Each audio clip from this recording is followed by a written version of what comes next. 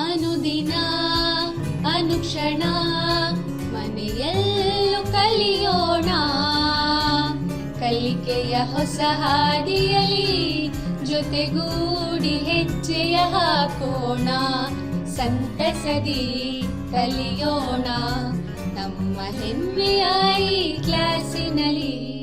Yes sir. Yes teacher. Present ma'am. अस्सलामुअलैकुम रहमतुल्लाहि व बरकातुहू। ई क्लास में आप सभी का खैर मक़दम है। मेरा नाम हिना फ़ातिमा है। मैं सरकारी उर्दू तहतानिया मदरसा निम्बरगा ताल्लुक़ा अलंद में बतौर मोमिन मौलमा खिदमत अंजाम दे रही हूँ। प्यारे बच्चों, मैं चहारुम जमात से आपको आज एक नज़्म पढ़ाने वाली हूँ। इससे पहले कि हम नज़्म शुरू करें, मैं आप लोगों से कहना चाहती हूँ कि आप लोग अपनी मशक़ी किताब अपने साथ रखिए और पेंसिल वगैरह भी अपने साथ रखिए, क्योंकि हमको ज़रूरत पड़ी तो हम उसमें अल्फाज माने और मशक़ के जो भी सरगर्मियाँ हैं वो सब जो है लिखते जाएंगे। तो लिहाजा आप लोग अपने साथ मशक़ी किताब, रबर, पेंसिल वगैरह रखिए। तो आगे जो अब हम नज़्म पढ़ने वाले हैं, उस नज़्म से पहले मैं आप लोगों को एक और नज़्म पढ़कर सुनाना चाहती हूँ। पहले आप लोग वो नज़्म पढ़िए, ठीक है? तो नज़्म कुछ इस तरह से है। अच्छा बच्चा रोज़ नहाता, अपने शौक़ से पढ़ने जाता, बासी फल और खुली मिठाई उसके मन को कभी न भाई, कपड़े उसके उजले रहते, कभी न देखे किसी ने मैले, अम्मी अब्बा को खुश रखता, सब कहते हैं उसको अच्छा। तो प्यारे बच्चों, आप लोगों को ये नज़्म कैसी लगी? उम्मीद करती हूँ अच्छी लगी होगी। तो अब मैं आपसे चंद सवालात करने वाली हूँ, आप लोग उन सवालात के जवाब दीजिए, ठीक है? सबसे पहले मैं आपको एक तस्वीर दिखाने वाली हूँ, उसे देखिए। तो प्यारे बच्चों, आपको जो ये तस्वीर नज़र आ रही है, इसमें आपको क्या नज़र आ रहा है बताइए? इस तस्वीर में कौन है? बताइए कौन है इस तस्वीर में? शाबाश, हाँ, इस तस्वीर में बच्चे हैं। बहुत खूब। बच्चे क्या कर रहे हैं? बच्चे क्या कर रहे हैं इस तस्वीर में? बोलिए। बच्चे बात कर रहे हैं। शाबाश, बच्चे बात कर रहे हैं। क्या आप लोग भी बात करते हैं? क्या आप भी अपने दोस्तों से बातचीत करते हैं? करते हैं ना? हाँ, शाबाश, जी हाँ, हम सब अपने दोस्तों से बातचीत करते हैं। आप किस ज़ुबान में बात करते हैं बच्चों? बताइए किस ज़ुबान में बात करते हैं? हाँ, अभी मैं बात कर रही हूँ, किस ज़ुबान में बात कर रही हूँ? आप किस ज़ुबान में बात करते हैं? हाँ, हम उर्दू ज़ुबान में बात करते हैं। तो आज मैं आपको जो नज़्म जमात चहारुम की गुलशन उर्दू से पढ़ाने वाली हूँ, उस नज़्म का नाम है उर्दू नज़्म। ये आपकी गुलशन उर्दू किताब का सबक नंबर 6 है। इसका नाम है उर्दू नज़्म, सफ़ा नंबर 33 पर है। तो चलिए अब हम उर्दू नज़्म पढ़ते हैं। सबसे पहले तो मैं आपको ये नज़्म पढ़कर सुनाऊंगी, आप लोग गौर से सुनिए, ठीक है? देखिए, इस नज़्म के शायर जाहिदुल हसन जाहिद हैं। अच्छा, आपको पता है शायर किसे कहते हैं? नज़्म लिखने वाले को शायर कहते हैं। नज़्म भी शायरी की एक सिन्फ है। नज़्म में कई अशार होते हैं। तो इस नज़्म के शायर कौन है? जाहिदुल हसन जाहिद हैं। उन्होंने ये नज़्म लिखी है, आपकी उर्दू नज़्म। नज़्म कुछ इस तरह से है। देखिए, मैं पहले आपको नज़्म पढ़कर सुनाऊंगी, आप लोग गौर से देखिए, सुनिए, फिर हम दोबारा उसको तरन्नुम से पढ़ेंगे, ठीक है? तो नज़्म है। हमें जानो दिल से है प्यारी ज़ुबां, ये उर्दू ज़ुबां है हमारी ज़ुबां, ये शीरीं दिलावेज़ मीठी ज़ुबां, बहुत खूब और साफ़ सुथरी ज़ुबां, बहुत ही सलीस और आसान है, यही एक उर्दू की पहचान है, ये दुनिया में मकबूल है आजकल, ये सब मानते हैं कि है बेबदल, हर एक सूबा करता है इसको पसंद कि उर्दू ज़ुबां का है रुतबा बुलंद, हमारी दुआ है चमकती रहे, ये उर्दू ज़ुबां है दमकती रहे। तो प्यारे बच्चों, आप लोगों ने ये नज़्म सुनी? हाँ, गौर से सुनी है ना? तो अब हम इस नज़्म को तर्ज़ तरन्नुम से पढ़ेंगे, आप भी दोहराइए, ठीक है? देखिए, मैं पढ़ती हूँ, आप लोग भी गौर से सुनिए और दोहराइए। हमें जानो दिल से है प्यारी ज़ुबान, हमें जानो दिल से है प्यारी ज़ुबान, ये उर्दू ज़ुबान है हमारी ज़ुबान। हमें जानो दिल से है प्यारी ज़ुबान, ये उर्दू ज़ुबान है हमारी ज़ुबान। ये शीरीं दिलावेज़ मीठी ज़ुबान, बहुत खूब और साफ़ सुथरी ज़ुबान, बहुत ही सलीस और आसान है, यही एक उर्दू की पहचान है। ये दुनिया में मकबूल है आजकल, ये सब मानते हैं कि है बेबदल। हर एक सूबा करता है इसको पसंद, कि उर्दू ज़ुबान का है रुतबा बुलंद। हमारी दुआ है चमकती रहे, ये उर्दू ज़ुबान है दमकती रहे। प्यारे बच्चों, आप लोगों ने अभी नज़्म सुनी, तर्ज़ व तरन्नुम से सुनी। मैं उम्मीद करती हूँ आप लोगों को पसंद आई होगी और आपने भी उसे दोहराया होगा। हाँ, आपने नज़्म सुनी। अब मैं आपसे नज़्म में आने वाले चंद अल्फाज और उनके माने पूछूंगी और बतलाऊंगी, ठीक है? तो सबसे पहले देखिए, सबसे पहला जो लफ्ज़ आया है वो है चमकना, ठीक है? चमकना का मतलब क्या होता है? हम सुनते हैं ना, सूरज का चमकना, चांद का चमकना, तारों का चमकना। चमकना यानी कि रोशनी देना। Very good. चमकना का मतलब होता है रोशनी देना। उसके बाद जो लफ्ज़ है वो है बुलंद। बुलंद ये लफ्ज़ भी आपने सुना होगा। बुलंद का मतलब होता है ऊंचा, शाबाश। उसके बाद जो अगला लफ्ज़ है वो है बेबदल। ये लफ्ज़ आपके लिए नया होगा। बेबदल आपने सुना है? बेबदल का मतलब होता है बेमिसाल, जिसकी कोई मिसाल ना हो, जिसका कोई बदल ना हो, ठीक है? उसके बाद जो लफ्ज़ है वो है रुतबा। रुतबा ये लफ्ज़ भी आपने सुना होगा। रुतबा का मतलब होता है, रुतबा के माने होते हैं मुकाम या मर्तबा, शाबाश। अगला जो लफ्ज़ है वो है शीरीं। शीरीं लफ्ज़ भी आपने सुना होगा, है ना? शीरीं का मतलब होता है मीठा या मीठी। शीरीं का मतलब क्या होता है? मीठी। अगला जो लफ्ज़ है वो है मकबूल। देखिए, मकबूल का मतलब होता है मशहूर। जो मशहूर होते हैं उनको कहा जाता है ना, बहुत ही मकबूल हैं, मारूफ हैं, तो मशहूर, यानी मकबूल का मतलब है मशहूर। उसके बाद जो अगला लफ्ज़ है वो है सलीस। सलीस, सलीस का मतलब क्या है? हाँ, आसान या नर्म। जो नर्म और आसान होता है उसे क्या कहते हैं? सलीस कहते हैं। और अगला लफ्ज़ है दिल आवेज़ां। दिल आवेज़ां का क्या मतलब है? दिल आवेज़ां मतलब दिल में उतरने वाली। जो चीज़ दिल में उतर जाती है, दिल को भा जाती है, उसे क्या कहते हैं? दिल आवेज़ां कहते हैं। और अगला लफ्ज़ है सूबा। सूबा तो आपने सुना होगा, है ना? सूबों के नाम, सूबा। सूबा यानी कि हमारे रियासतें, जो रियासत होती है उसको सूबा कहते हैं, ठीक है? हम अब इस सरगर्मी के बाद अगली सरगर्मी की तरफ बढ़ते हैं। तो प्यारे बच्चों, आपने अल्फाज के माने तो जान लिए। अब हम इस नज़्म में आने वाले हर शेर की तशरीह करेंगे। तशरीह का मतलब होता है कि उस शेर का खुलासा, उस शेर का मफहूम, शायर क्या कहना चाह रहा है अपने शेर के ज़रिए, ठीक है? तो हम एक एक करके हर शेर की तशरीह करेंगे। तो सबसे पहले जो पहला शेर है वो है हमें जानो दिल से है प्यारी ज़ुबां, ये उर्दू ज़ुबान है हमारी ज़ुबान, ठीक है? तो इसकी तशरीह क्या है? इस शेर में शायर जाहिदुल हसन जाहिद क्या कह रहे हैं कि उर्दू ज़बान हमारी जान और दिल से भी प्यारी है। क्यों? क्योंकि ये हमारी अपनी ज़ुबान है। इस ज़ुबान में अपनापन महसूस होता है ना? इसीलिए वो क्या कह रहे हैं, ये उर्दू ज़ुबान है हमारी ज़ुबान, क्योंकि इसमें हमें अपनापन महसूस होता है। देखिए अगला शेर देखेंगे। अगला शेर का पहला मिसरा कुछ यूँ है, ये शीरीं दिलावेज़ मीठी ज़ुबान, बहुत खूब और साफ़ सुथरी ज़ुबान। ये दूसरा शेर है। इस शेर का मतलब क्या है? इस शेर में शायर ने उर्दू ज़ुबान की खुसूसियत बतलाई है कि उर्दू बोलने में एक मीठी ज़ुबान है और दिल में उतर जाने वाली ज़ुबान है, जो कि बहुत खूब और साफ़ सुथरी ज़ुबान है। इसलिए ये ज़ुबान बोलने में बहुत मीठी और दिल को खुश करने वाली महसूस होती है। समझ में आया?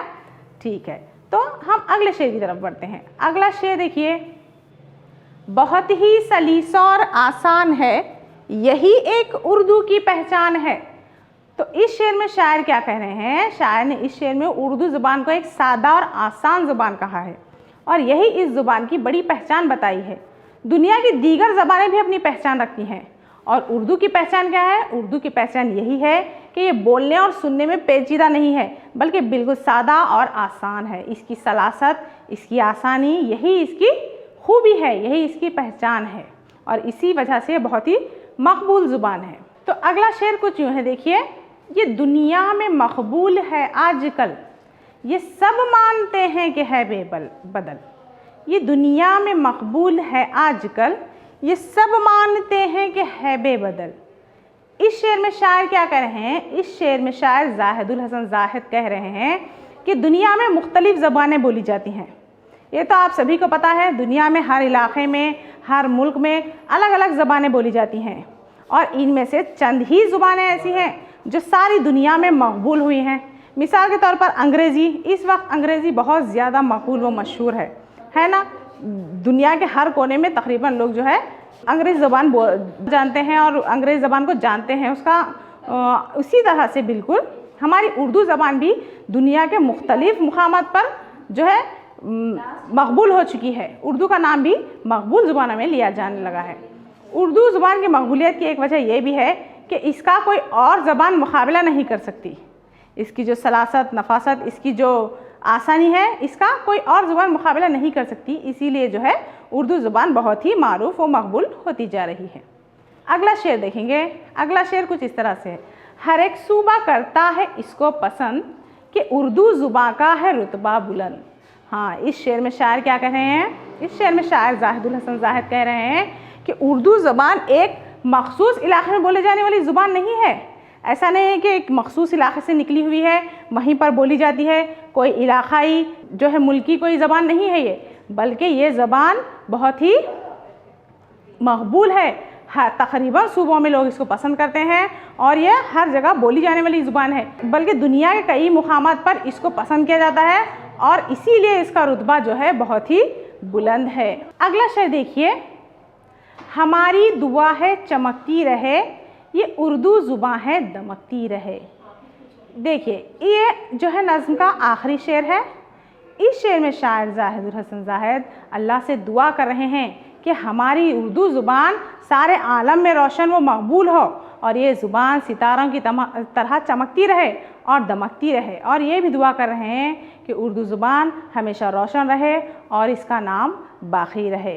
तो प्यारे बच्चों, आप लोगों को हर शेर की तशरीह समझ में आ गई होगी, मैं उम्मीद करती हूँ। और इसी के साथ हम अपनी अगली सरगर्मी की तरफ बढ़ते हैं। तो मैं आपसे सवालात करूँगी, इन सवालात के जवाब दीजिए और साथ में अपनी मशक़ किताब में जवाब लिखते भी जाइए। तो पहला सवाल देखिए, उर्दू ज़ुबान किससे प्यारी है? बताइए, उर्दू ज़ुबान किससे प्यारी है? हाँ, शाबाश, उर्दू ज़ुबान हमें दिलो जान से प्यारी है। हमने नज़्म में पढ़ा है ना कि उर्दू ज़ुबान हमें दिलो जान से प्यारी है। शाबाश। साथ ही साथ आप जवाबात मशक़ किताब में लिखते भी जाइए। उसके बाद सवाल है, इसकी पहचान क्या है? उर्दू ज़ुबान की पहचान क्या है? शाबाश, इसकी पहचान ये है कि ये सलीस और आसान है। जी हाँ, बिल्कुल सलीस और आसान है। उसके बाद सवाल है, इस ज़ुबान को कौन पसंद करता है? हमने नज़्म में पढ़ा ना, इस ज़ुबान को हर एक सूबा पसंद करता है। शाबाश, इस ज़ुबान को हर एक सूबा पसंद करता है। अगला सवाल है आपका, ये ज़ुबान कहाँ मकबूल है? बोलिए। शाबाश, ये ज़ुबान पूरी दुनिया में मकबूल है। Very good. उम्मीद करती हूँ आपने सवालात के जवाब दिए भी और सवालात के जवाब लिख भी लिए होंगे अपनी मशक़ किताब में। तो अब हम आपकी मशक़ किताब की अगली सरगर्मी की तरफ बढ़ते हैं। अगली सरगर्मी देखिए क्या है, इन अल्फाज की अज़दाद लिखिए। आपको पता है अज़दाद किसे कहते हैं? देखिए, जो लफ्ज़ होता है, हर लफ्ज़ का एक माना होता है। तो जब उस लफ्ज़ के माने का उलट माना जो होता है, उसे उस लफ्ज़ की ज़िद कहा जाता है। मिसाल के तौर पर देखिए, दिन एक लफ्ज़ है, उसकी ज़िद क्या होगी? रात। जी हाँ, बिल्कुल इसी तरह से हर लफ्ज़ के माने की जो ज़िद वाले माने होता है उसे उसकी ज़िद कहा जाता है। तो अल्फाज के अज़दाद देखेंगे, ठीक है। तो सबसे पहला लफ्ज़ देखिए यहाँ पर क्या आ रहा है। सबसे पहला लफ्ज़ जो दिया गया है वो है आसान, है ना। आसान किसे कहते हैं? बिल्कुल, जो चीज़ आसान होती है, आसान, तो उसका ज़िद क्या होगा? जी हाँ, बताइए। हाँ, बिल्कुल सही, आसान की ज़िद होगा मुश्किल। शाबाश। अगला जो लफ्ज़ आ रहा है वो है मीठी। मीठी कहते हैं ना, जो चीज़ मीठी होती है, मीठा होता है, मीठी होती है, तो उसका ज़िद क्या होगा? आप लोगों को अच्छी तरीके से पता है। हाँ, शाबाश, उसका ज़िद होगा कड़वी। मीठी का ज़िद होगा कड़वी। उसके बाद अगला जो लफ्ज़ है वो है दुआ। जी हाँ, शाबाश, दुआ। दुआ की ज़िद क्या होगा बताइए? जी हाँ, दुआ की ज़िद होगा बद्दुआ। अगला लफ्ज़ देखिए पसंद। जो चीज़ हमें अच्छी लगती है हम क्या कहते हैं? वो हमारी पसंद की चीज़ है, यानी हमारी पसंद है। और जो चीज़ हमारी पसंद नहीं होती हम क्या कहते हैं उसे? बताइए।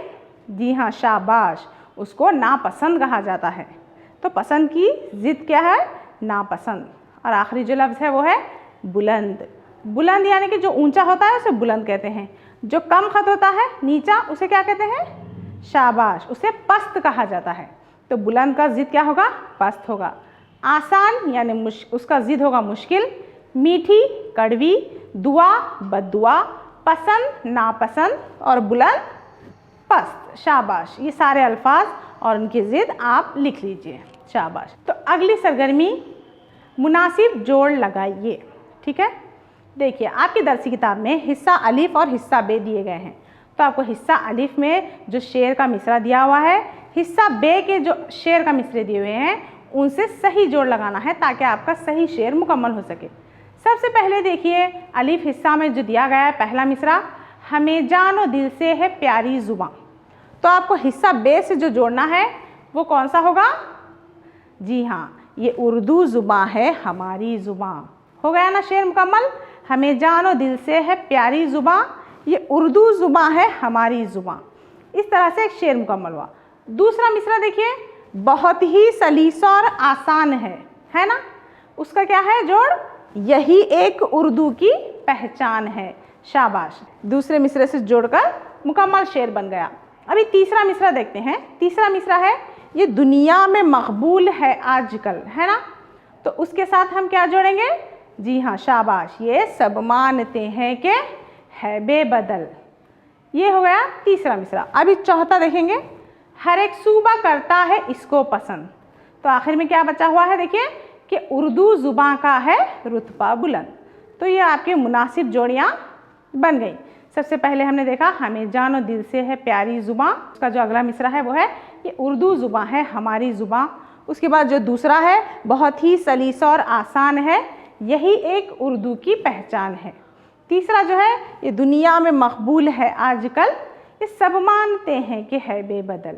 और आखिरी में जो मिसरा था वो है, हर एक सूबा करता है इसको पसंद कि उर्दू ज़ुबां का है रुतबा बुलंद। तो इस तरह से आप मुनासिब जोड़ियाँ अपनी मर्सी किताब में भी लगा लीजिए। ये सरगर्मी मुकम्मल होती है। अब हम अगली सरगर्मी देखिए, खाली जगहों को पुर कीजिए, ठीक है। आपको जो है अशार के मिसरे दिए गए हैं, वो नामुकम्मिल मिसरे हैं। तो आपको जो जगह छूट गई है, जो खाली जगह दी गई है, उसको सही लफ्ज़ लिखकर पुर करना है। तो सबसे पहले देखिए, हमें जानो दिल से है डैश। अब जो खाली जगह डैश दी गई है उसमें क्या आना चाहिए बताइए? हमें जानो दिल से है, बोलिए शाबाश, प्यारी ज़ुबां। तो ये हमारा मिसरा मुकम्मल हुआ, हमें जानो दिल से है प्यारी ज़ुबां। दूसरा जो है, ये उर्दू डैश है हमारी ज़ुबां। क्या आना चाहिए खाली जगह में बताइए? ये उर्दू डैश है हमारी ज़ुबां, मतलब ये उर्दू, हाँ शाबाश, ये उर्दू ज़ुबां है हमारी ज़ुबां। शाबाश। तीसरा देखते हैं, बहुत ही डैश और आसान है। बहुत ही डैश और आसान है, वहाँ पर क्या लफ्ज़ आना चाहिए खाली जगह में? हाँ, सलीस। शाबाश, बहुत ही सलीस और आसान है। अगला देखते हैं, यही एक डैश की पहचान है। किसकी पहचान है? खाली जगह में क्या आना चाहिए? जी हाँ, शाबाश, बोलिए, यही एक उर्दू की पहचान है। शाबाश, बिल्कुल सही। ये दुनिया में डैश है आजकल। डैश है खाली जगह में क्या आना चाहिए? ये दुनिया में मकबूल है आजकल। शाबाश। अब हम ये आखिरी वाला छठा जो देखते हैं वो है ये सब डैश है बेबदल।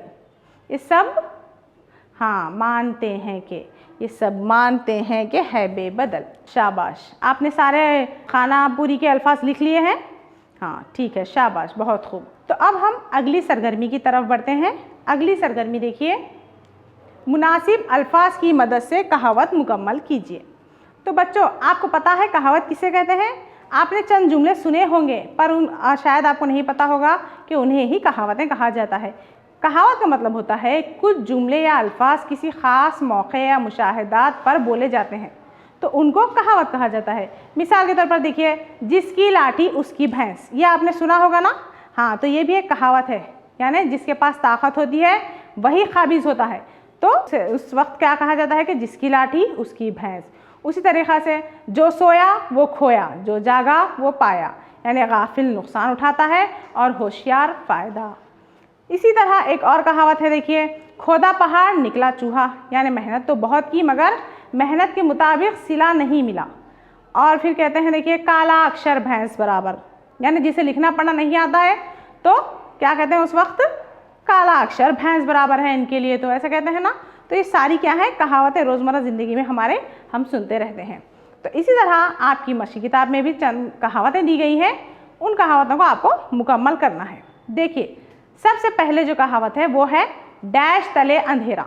यहाँ पर चंद अल्फाज दिए गए हैं कौसैन में, आपको जो सही लफ्ज़ है वो चुनकर कहावत को मुकम्मल करना है।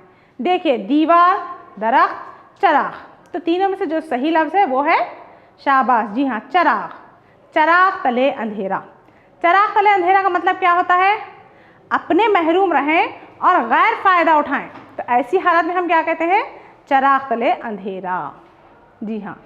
दूसरी जो कहावत दी गई है वो देखिए, हलवाई के डैश पर दादाजी की फातिहा। अब डैश में क्या आना चाहिए? यहाँ पर अल्फाज दिए गए हैं, खब्र, घर, दुकान। तो हलवाई की दुकान पर दादाजी की फातिहा। इसका क्या मतलब होता है? इस कहावत का मतलब दूसरे की दौलत पर मज़े उड़ाना। जब कोई दूसरे की दौलत पर खुद मज़े उड़ाता है तो कहते हैं कि दूसरों की, ये हलवाई की दुकान पर जो है दादाजी की फातिहा पढ़ रहे हैं, इस तरह से।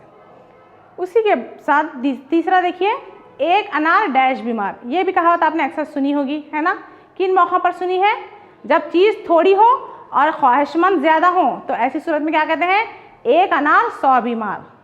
तो यहाँ पर क्या आना चाहिए? 100 50,000 दिया गया है, एक अनार 100 बीमार। शाबाश। चौथी जो कहावत आपकी मशी किताब में दी गई है वो है बूढ़ी घोड़ी डैश लगाम। इसके 3 जो कौसैन में अल्फाज दिए गए हैं वो है सफ़ेद, लाल, काली।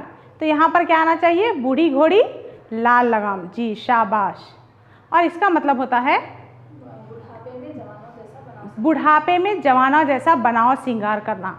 कोई बुढ़ापे में बनाव सिंगार ज़्यादा करता है तो कहते हैं कि देखो बूढ़ी घोड़ी लाल लगाम, है ना?